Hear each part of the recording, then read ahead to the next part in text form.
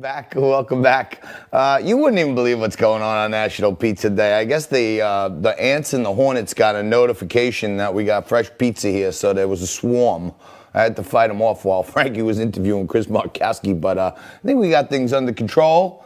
And as you're trying to get a handle on what's happening with all this FBI stuff and this unmasking and unredacting and declassifying, nobody better to break it down than our good friend John Iannarelli.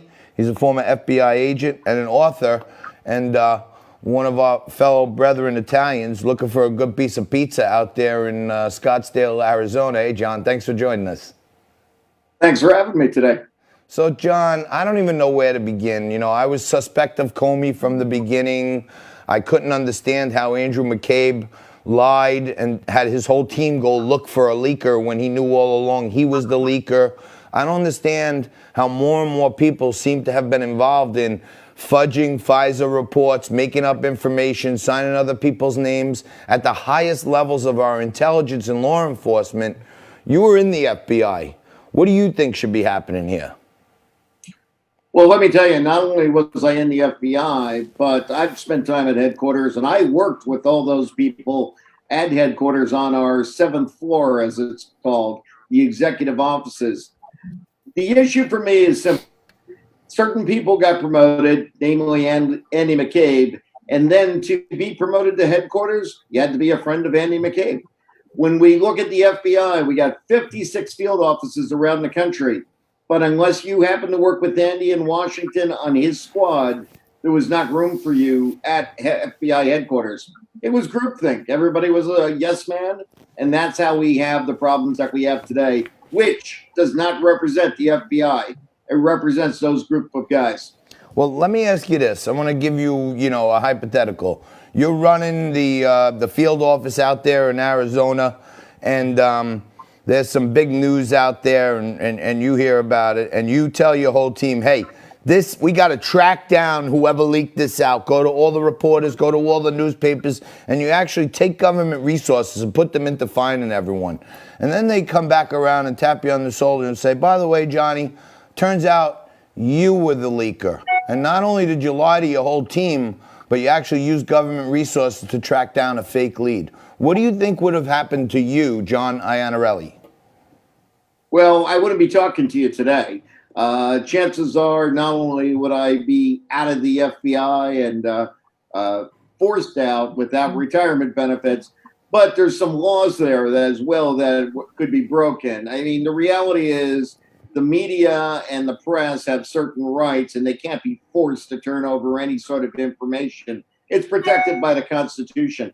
But more importantly, why are we wasting taxpayers' time to have engaged in such nonsense? The FBI is here to defend people and do the right thing by keeping the American public safe. There's certain people at headquarters that had an agenda. It's only a handful, but unfortunately, we're in control.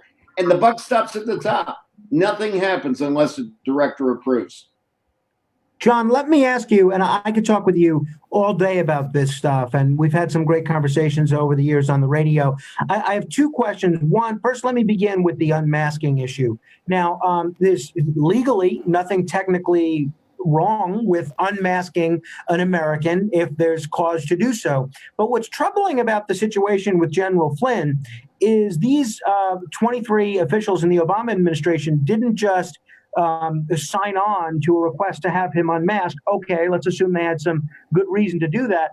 Then the fact that he was unmasked was leaked to David Ignatius of the Washington Post and to the New York Times. Now, who was being held accountable for leaking classified intercepts to the media? We've seen under both the Bush and Obama administrations, they had no problem prosecuting people, including law enforcement officials, including high-level military people, for leaking classified information. Why is no one being prosecuted for this particular leak? Well, I don't know what the Barr administration in DOJ is doing now to look at this, but the reality is it sets such a bad precedent. The problem is when you have other people who use about Snowdens and reality, the NSA, who leaked sensitive information. Now, as an attorney, if I have a client who is accused of corruption, my defense is going to be, look at all these other people that leaked information and nobody did anything about it. Prosecute. This is going to create great problems down the road if we don't take action, because people are going to feel they're not held accountable. Even if they are held accountable later on down the road, other people, they'll still have done damage by leaking information. It John, needs to be stopped, and it needs to be stopped now. John, there was a case here in New York where some cops went bad and they were actually working with mobsters and drug dealers. And the follow-on, the government runs the risk here if some of these top-level people wind up being prosecuted, then that starts to bring into question a whole load of other cases they've brought over the last few years, doesn't it?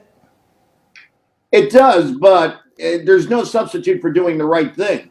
I mean, if somebody violates the law and we need to go back and look at cases they worked to see if it was done ethically, well, we're protecting constitutional rights of citizens.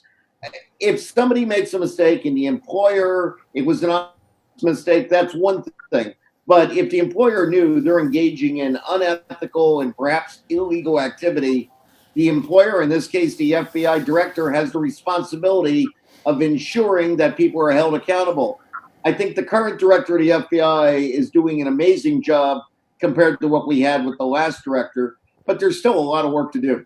Well, so let's talk about that, John. And that brings me to my second question, and the most important one that I think I'll ask today is, we've seen that the problems with the FBI aren't limited to one administration or one director.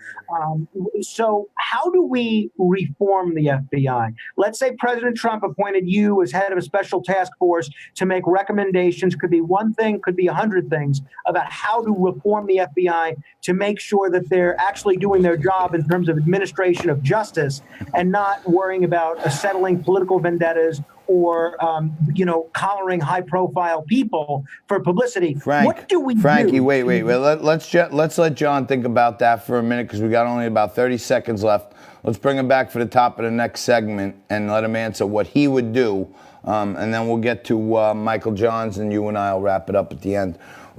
You're watching Liquid Lunch. Stay right there. We're going to take a quick break. We're going to come back with former FBI agent and former New Jersey resident, now in Scottsdale, Arizona, John Iannarelli, joins us again right